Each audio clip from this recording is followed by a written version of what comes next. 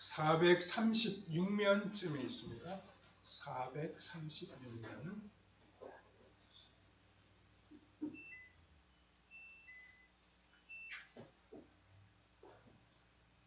17장 28절에서 37절까지 우리 함께 이 말씀을 읽도록 하겠습니다.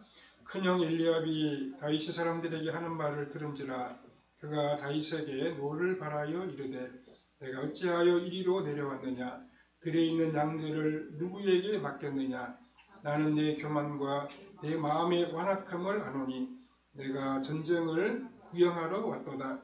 다윗이 이르되 내가 무엇을 하였나이까 어찌 이유가 없으리이까 하고 돌아서서 다른 사람을 향하여 전과 같이 말하며 백성이 전과 같이 대답하니라. 어떤 사람이 다윗이 한 말을 듣고 그것을 사울에게 전하였으므로 사울이 다윗을 부른지라. 다윗이 사울에게 말하되 그로 말미암아 사람이 낙담하지 말 것이라. 주의 종이 가서 저 블레셋 사람과 싸우리이다 하니 사울이 다윗에게 이르되 내가 가서 저 블레셋 사람과 싸울 수 없으리니 너는 소년이요 그는 어려서부터 용사임이니라. 다윗이 사울에게 말하되 주의 종이 아버지의 양을 지킬 때 사자나 곰이 와서 양떼에서 새끼를 물어가면 내가 따라가서 그것을 치고 그 입에서 새끼를 건져내었고 그것이 일어나 나를 해하고자 하면 내가 그 수염을 잡고 그것을 쳐 죽였나이다. 주의 종이 사자와 곰도 쳤은즉 살아계시는 하나님의 군대를 모욕한 이 할례받지 않은 블레셋 사람이리까 그가 그 짐승의 하나와 같이 되리이다. 또 다윗이 이르되 여호와께서 나를 사자의 발톱과 곰의 발톱에서 건져내셨은즉 나를 이 블레셋 사람의 손에서도 건져내시리이다. 사울이 다윗에게 이르되 가라 여호와께서 너와 함께 계시기를 원하노라. 아멘. 우리 거기까지 왔습니다. 네, 오늘은 여호와께서 함께 하시는 삶이라는 제목으로 잠시 한번 말씀을 생각해 보겠습니다. 우리가 역사를 공부해 봤죠. 역사를 보면 악한 사람들의 마지막이 다 그렇게 좋지를 못했습니다. 악한 사람들이 일시적으로 잘 되는 것 같습니다. 악한 사람들이 일시적으로 다른 나라를 빼앗고 어떤 때에는 많은 나라들을 정복하기도 했습니다. 하지만 그 사람들의 마지막에 가보면 대개는 다른 사람들에게 패배하고 비참한 최후를 맞이하곤 했습니다. 독일의 히틀러는 우리가 아는 것처럼 세계제 2차 대전을 일으켰습니다. 그는 평화롭던 독일 주위에 있는 나라들을 침략했습니다. 당시에 독일은 비교적 최첨단의 무기를 가지고 있었고 뛰어난 두뇌를 가진 지략가들이 있었기 때문에 연합국이 독일을 처음에는 이기지를 못했습니다. 그 독일이 무고한 유대인을 포함한 그 수많은 사람들, 즉 약 600만 명을 가스실에 넣어 죽게 만드는 그러한 만행을 저지르기도 했습니다. 그런데 우리가 잘 아는 것처럼 독일은 2차 세계대전의 승전국이 아닙니다. 독일을 비롯해 무솔리니가 다스리던 이탈리아, 아시아 여러 나라를 공격했던 일본은 모두 다 연합국에게 패배하고 말았습니다. 전쟁을 일으켰던 히틀러는 자신의 가족들을 다 죽이고 마지막에 스스로 목숨을 끊고 말았습니다. 이 세상에 악한 자가 아무리 강하게 보여도 하나님이 함께하지 아니하시면 여호와 하나님이 도와주지 아니하시면 마지막에 승리할 수 없습니다. 우리는 이 사무엘상 17장의 내용을 너무도 잘 알고 있습니다. 이 17장에 나오는 전투의 장면도 악한 자는 의로운 자를 이길 수 없다는 사실을 명확하게 우리에게 보여주고 있습니다. 상식적으로 생각해봐도 일반적인 전쟁의 상황을 고려해 보아도 힘이 없고 무기도 제대로 갖추지 못한 다윗은 골리앗을 이길 수가 없습니다. 그것은 어찌 보면 상식이라고 말할 수 있습니다. 그러나 다윗과 골리앗은 서로 달랐습니다. 서로 의지하는 것이 달랐습니다. 생각도 달랐습니다. 골리앗은 자신의 힘을 믿었습니다. 자신이 가진 무기와 블레셋 군대를 의지했습니다. 다윗은 약 18세나 19세밖에 되지 않는 청소년이었고 큰 힘을 가지고 있는 장사도 아니었습니다. 그는 단순히 돌 몇 개를 가지고 적장에게로 나아갔습니다. 그런데 다윗은 자신의 힘이 아니라 전능하신 하나님을 의지했고 그 하나님께서 자신과 함께 하심을 믿었습니다. 여기에서 이 전투의 승패는 결정이 나고 말았습니다. 우리는 오늘의 본문을 함께 살펴보면서 우리에게 주시는 주님의 음성을 들을 수 있어야 하겠습니다. 첫 번째, 우리의 삶 가운데 골리앗이 있습니다. 사무엘상 17장은 이 세상을 살아가는 성도들의 영적인 전쟁과 그 전쟁에서 승리하는 비결을 우리에게 소개하고 있습니다. 우리가 이 말씀에서 큰 교훈을 얻지 못하는 것은 우리의 삶과 다윗의 삶을 하나님의 시선으로 바라보지 못하기 때문입니다. 우리가 맞이하는 여러 가지 문제들은 하나님의 나라와 세상의 문제로 나누어 볼 수 있습니다. 우리가 하나님의 나라와 하나님의 의를 구하는 과정에서 이것을 가로막는 세상의 문제들이 나타나면 하나님은 다윗을 도와주셨던 것처럼 우리를 도와주십니다. 우리와 함께하여 주십니다.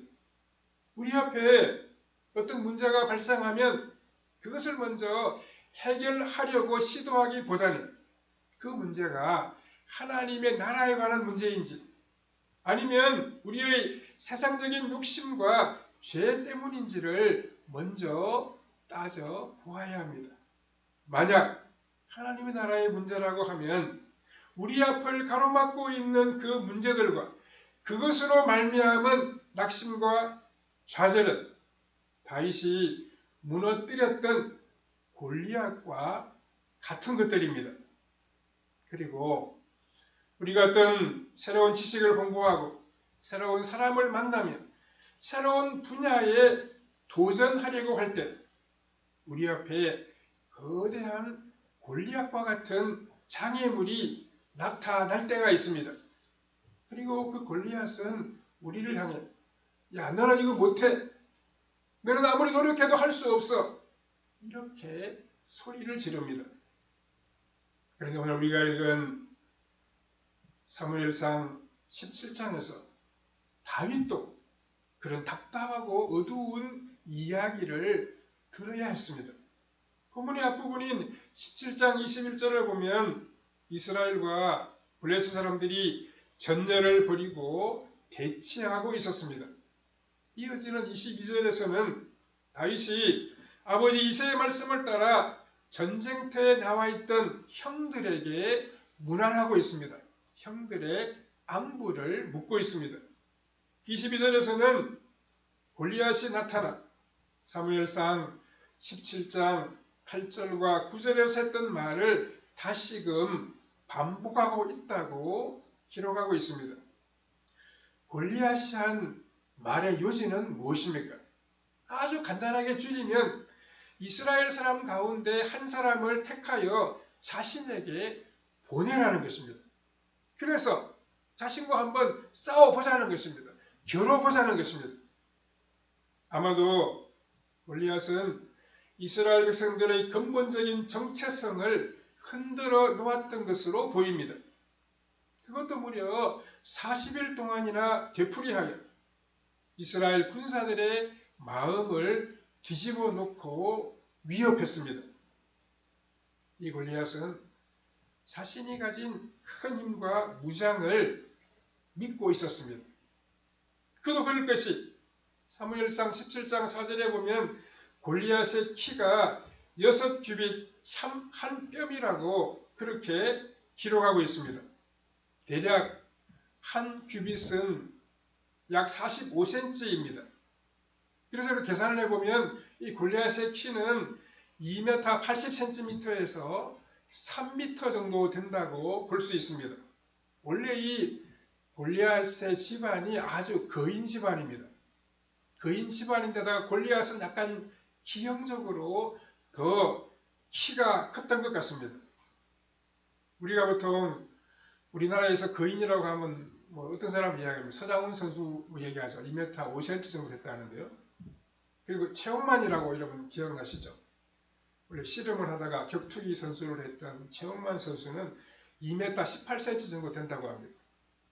그러니까 골리앗의 키가 얼마나 큰지 우리가 한번 이렇게 짐작해 볼 수 있습니다. 우리나라의 자기 포항 동쪽에 가면 옛날에는 그게 영일군이었는데요. 영일 정씨들이 사는 그런 마을이 있습니다. 제가 전에 섬기던 게 그 마을 출신 장로님이 계셨는데요. 영일 정씨 후손입니다. 여러분 정몽주 선생 아시죠? 정몽주 선생의 후손입니다. 근데 이 사람들이 보면 키가 엄청나게 큽니다. 기골이 장대합니다. 아주 타고난 무골 집안 같이 보이는 그런 사람들입니다. 아마 우리나라에도 아마 그런 집안이 더 있었던 것 같습니다.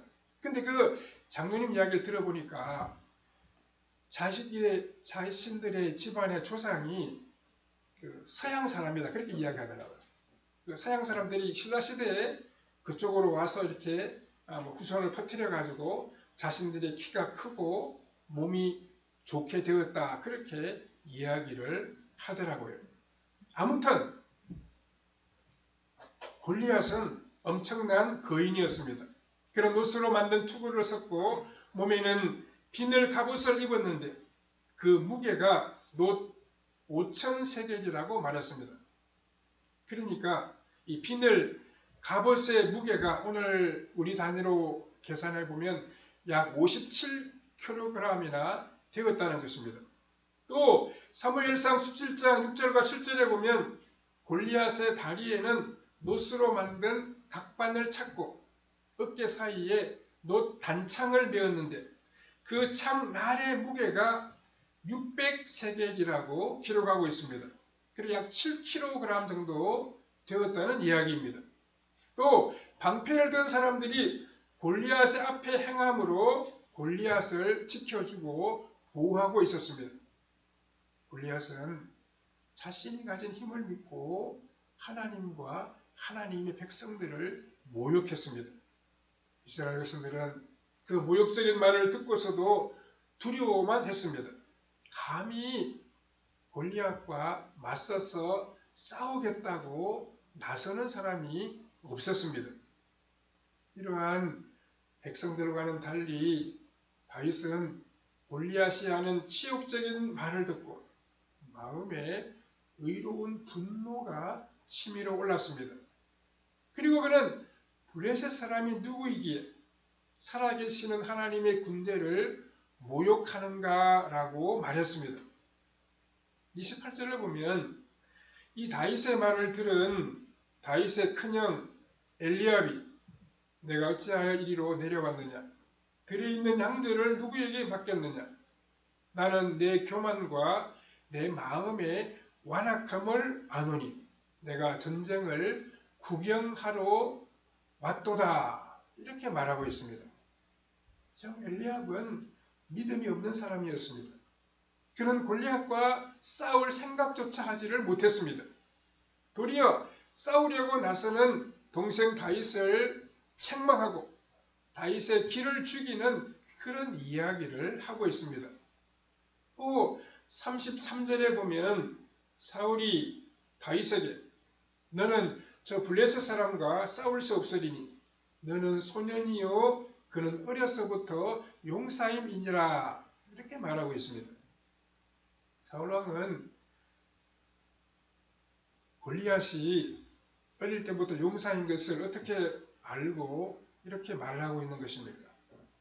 이미 골리앗을 대단한 장군으로 생각하고 그의 기세에 눌려서 아마도 태어날 때부터 힘센 용사로 태어났을 것이라고 사울왕은 짐작했던 것입니다. 이렇게 다윗 앞에 또 우리의 삶 가운데 골리앗이 있고 그 골리앗과 같은 존재를 처음부터 두려워하는 사람들이 적지 않아 있습니다. 두 번째로 과거에 함께 하신 요 하나님을 기억해야 합니다. 우리가 우리 앞길을 가로막는 골리앗과 같은 장애물과 불안을 한 번에 무너뜨릴 수 있는 방법이 있습니다.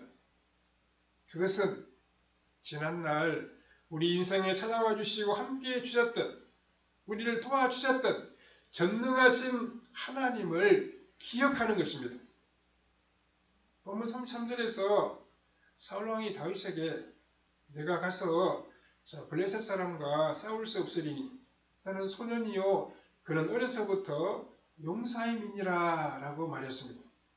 이 말을 들은 다윗은 34절 35절에서 주의 종이 아버지의 양을 지킬 때 사자나 곰이 와서 양떼에서 새끼를 물어가면 내가 따라가서 그것을 치고 그 입에서 새끼를 건져내었고 그것이 얼마나 나를 해하고자 하면 그것이 일어나 나를 해하고자 하면 내가 그의 수염을 잡고 그것을 쳐 죽였나이다.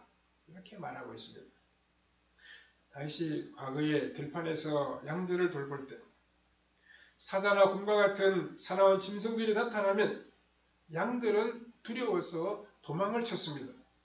짐승들이 이 양들을 붙잡아가기도 했습니다. 이것을 본 다윗은 아버지께서 맡겨주신 양떼들을 맹수들에게 빼앗길 수 없다고 생각했습니다. 그래서 가지고 있던 물맷돌로 사자와 곰들을 물리쳤습니다. 물맷돌이 떨어지면 돌멩이로 맹수들을 상대했습니다. 돌멩이가 떨어지면 가지고 있던 막대기와 지팡이로 사자와 곰들을 후려쳤습니다. 그래서 그 맹수들을 다 물리쳤습니다. 다윗의 고함 소리와 공격 앞에 사자와 곰들은 쫓겨 달아날 수밖에 없었습니다. 다윗은 그렇게 아버지의 양들을 지켰습니다. 이러한 과정을 경험하면서 살아계신 여호와 하나님께서 자신과 함께 하신다는 믿음을 다윗이 가졌습니다. 이제 전쟁터에서 다윗은 블레셋 장수 골리앗이 하나님을 모독하고 이스라엘 군사들을 모욕하는 이런 모습을 보게 됩니다. 이스라엘 군인들 모두가 골리앗의 음포에 벌벌 떨며 겁을 집어먹고 있었는데 다윗은 지난날 자신을 도와주셨던 그 하나님을 머리에 떠올렸습니다. 그래서 그는 사울에게 36절과 37절 앞부분에서 주의 종이 사자와 곰도 쳤은즉 살아계시는 하나님의 군대를 모욕한 이 할례받지 아니한 블레셋 사람이리까 그가 그 짐승의 하나와 같이 되리이다. 또 다윗이 이르되 여호와께서 나를 사자의 발톱과 곰의 발톱에서 건져내셨은즉 나를 이 블레셋 사람의 손에서 건져내시리이다. 이렇게 말하고 있습니다. 과거에 자신을 살리셨던 하나님이 지금도 자신을 지켜주시고 도와주실 것이라고 하는 믿음을 다윗은 가지고 있었습니다. 그 믿음을 가지고 그는 골리앗에게로 다가갔습니다. 지난날 우리를 지키시고 우리와 함께 하셨던 하나님께서 지금도 똑같은 능력과 지혜로 우리와 함께 해주시고 우리의 삶을 돌보아 주십니다. 과거뿐만 아니라 지금도 우리를 능력의 손길로 인도하시는 그 하나님을 온전히 믿고 하나님의 기뻐하시는 믿음의 삶을 오늘 우리가 이어가야 됩니다. 하나님이 우리 편이 되심을 믿고 나아가야 됩니다. 우리가 이 믿음을 가지고 이 땅에 불의도 배척하고 죄악도 물리치고 그리스도인의 아름답고 정결한 삶을 우리 이웃들에게 보여주어야 됩니다. 세 번째로 다윗은 하나님의 능력을 믿고 골리앗과 싸웠습니다. 다윗이 사울왕에게 하나님께서 나를 맹수들에게서 지켜주신 것처럼 블레셋 사람의 손에서도 건져내실 것이다 이렇게 말했습니다. 그래서 사울이 뭐라고 말했습니까? 37절 후반부에 보면 가라 여호와께서 너와 함께 계시기를 원하노라 이렇게 축복을 하고 있습니다. 다윗은 사울왕이 입혀주는 군복과 투구와 갑옷을 입고 칼을 차 보았지만 익숙하지 못하고 몸에도 맞지 않으므로 다 벗어버렸습니다. 그리고 자신에게 익숙하고 자신이 가장 잘할 수 있는 방법으로 골리앗과 싸우려고 했습니다. 성인이 입던 옷이 소년에게 맞겠습니까? 성인이 들고 있는 큰 칼이 소년에게 잘 사용할 수 있을 정도로 맞겠습니까? 그렇지 않죠. 그러니까 모든 것들을 다 벗어버리고 자신에게 능숙한 방법으로 싸우기로 작정한 것입니다.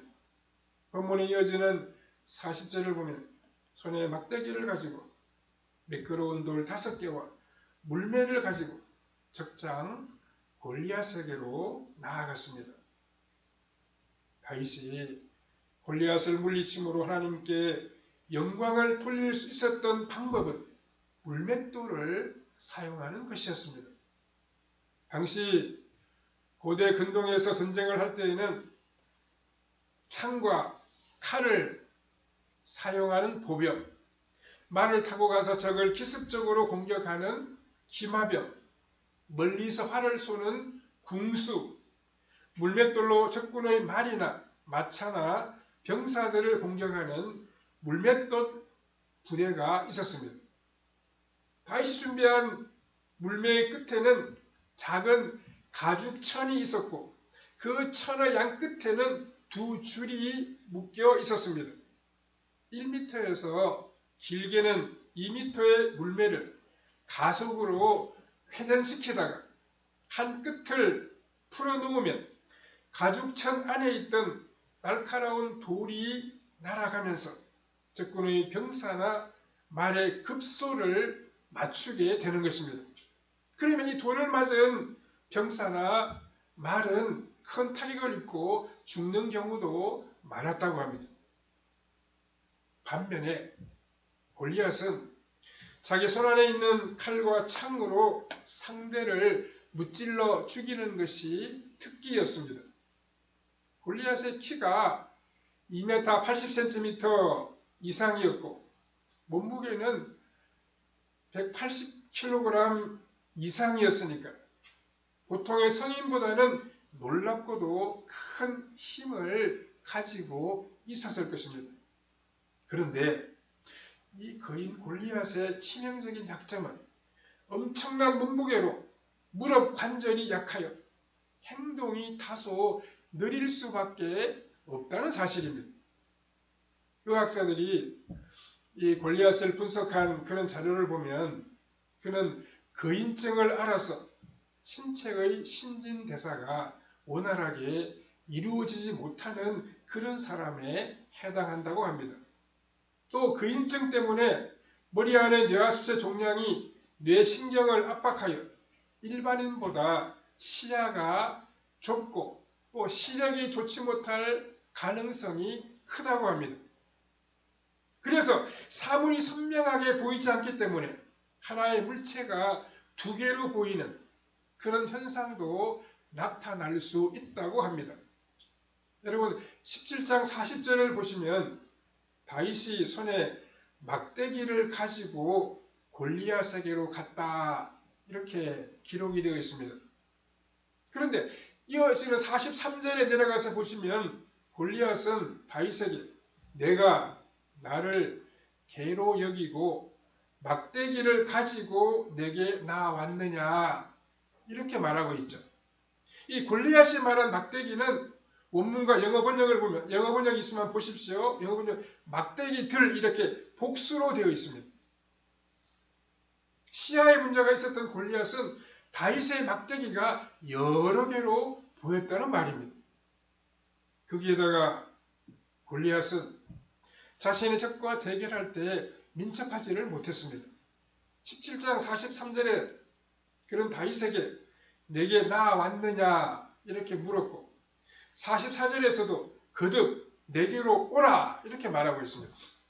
자기가 빨리 움직이지 못하니까 다윗에게 너 나한테 빨리 와, 너 나한테 빨리 와 이렇게 지금 이야기하고 있는 것입니다.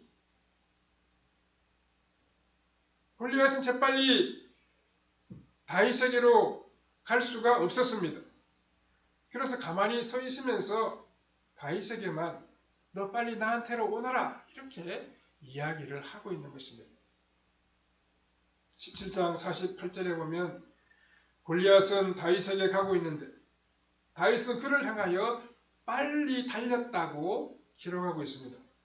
그만큼 다윗은 민첩했고 골리앗은 동작이 느렸다는 뜻입니다. 무엇보다 다윗이 이긴 비결은 그가 자신의 힘을 믿은 것이 아니라 하나님의 능력을 신뢰했기 때문입니다.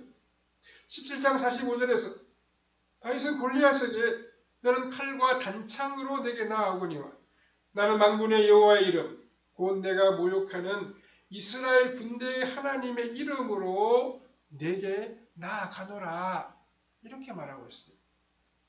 다윗은 여호와 하나님의 이름을 모욕하는 블레셋 사람들에게 큰 분노를 느꼈습니다. 그리고 그는 하나님의 이름을 믿었고 전능하신 하나님을 온전히 의지했습니다. 여호와 하나님이 함께 하시면 승리할 줄로 확신했습니다. 이런 믿음으로 나아갔기 때문에 어린 소년이 거인을 물리칠 수 있었습니다. 다윗의 마음속에는 하나님의 영광을 못 오가는 골리앗을 하나님께서 반드시 심판하실 것이라고 확신했습니다. 오늘 우리가 복된 미래로 나아가려고 할 때 우리 앞길을 가로막는 장애물들을 어떻게 제거할 수 있습니까? 전능하신 하나님이 우리 곁에 함께 해주시고 우리에게 능력과 지혜를 주신다는 믿음으로 나아갈 때 우리 앞을 가로막고 있는 모든 것들, 모든 장애물들을 다 무너뜨릴 수 있습니다. 우리는 우리 힘으로만 사는 사람들이 아닙니다. 하나님의 은혜와 하나님의 능력을 의지하며 나아가야 됩니다. 하나님과 함께 하시면 우리가 하지 못할 일이 없습니다. 우리가 아름다운 열매를 맺고 많은 사람들에게 덕을 세우고 많은 사람들을 유익하게 하는 복되고 아름다운 하나님의 자녀로 살아갈 수 있습니다. 우리는 오늘 이 다윗의 지혜와 다윗의 믿음을 배워야 합니다. 내 힘으로만, 내 지혜로만 살아가려 할 때 우리는 작은 성과밖에 거두지 못할 것입니다. 그러나 우리가 하나님의 지혜, 하나님의 능력, 하나님의 도우심을 의지할 때 놀랍고도 풍성한 열매를 거두고 하나님께 영광을 돌리고 많은 사람들에게 주님의 이름을 높일 수 있을 것입니다. 모든 어려움과 시험도 여호와 하나님의 함께 하심을 믿고 믿음으로 이겨내며 하나님을 찬양하며 살아가는 성도님들의 삶이 다 되시기를 바랍니다. 기도하겠습니다. 자비하신 하나님 감사합니다. 오늘 우리가 무슨 힘으로 이 땅을 살아가야 되겠습니까? 사랑하는 아버지 하나님, 우리의 힘과 우리의 지혜만을 신뢰하고 살지 않게 하여 주시옵소서. 골리앗과 같이 자신의 힘과 자신의 무기만을 믿고 나아가 살아가는 우리의 삶이 되지 않게 하여 주시옵소서.